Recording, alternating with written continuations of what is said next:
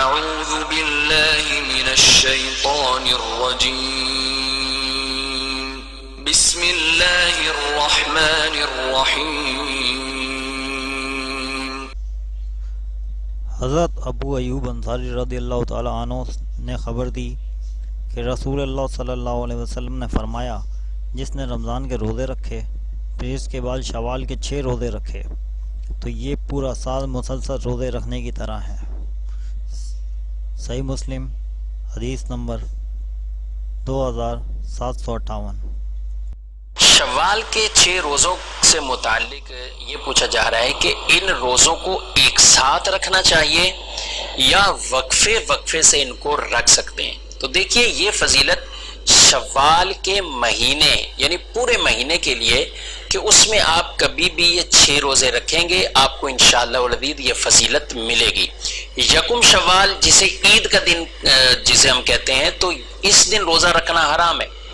عید کے دن کے علاوہ اگلے دن سے ہی یعنی 2 شوال کو اگر کوئی روزہ رکھنا چاہے نفلی طور پر تو بالکل ٹھیک ہے۔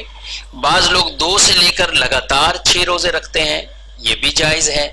البتہ زیادہ بہتر یہ ہے، فضیلت یہ ہے کہ افضل کام یہ ہے کہ اسے ہم وقفے وقفے سے رکھیں، یعنی الگ الگ کر کے رکھیں، ایک ساتھ نہ رکھیں۔ ایک ساتھ اگر کوئی شوال کے 6 روزے رکھتا ہے جائز ہے، فضیلت ملے گی، لیکن زیادہ افضل وہ یہ ہے کہ ان کو الگ الگ کر کے رکھیں۔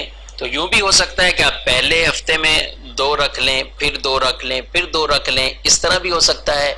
یا جیسے ویسے بھی پیر شریف کا روزہ رکھنا سنت مبارکہ ہے، تو آپ شوال المکرم کے 4 پیر میں آپ نے روزہ رکھ لیا، 7 جمعرات میں رکھ لیا، تو اس طرح آپ کو فضیلت شوال المکرم کے وہ روزوں کی بھی مل جائے گی، اور اس نیت کے ساتھ یوں آپ ان روزوں کو آپ رکھیے۔ بعض لوگ سمجھتے ہیں کہ شاید ہم اپنی قضا جو روزے یا عورتوں پر بالخصوص جو قضا ہوتے ہیں روزے، ان کے اندر شوال کے یہ 6 روزے بھی شامل ہو جاتے ہیں، تو ایسا نہیں ہے۔ قضا روزے جدا ہیں، شوال کے جو روزے آپ نے 6 رکھنے ہیں وہ جدا طور پر آپ نے رکھنے ہیں، وہ نفلی طور پر ہے۔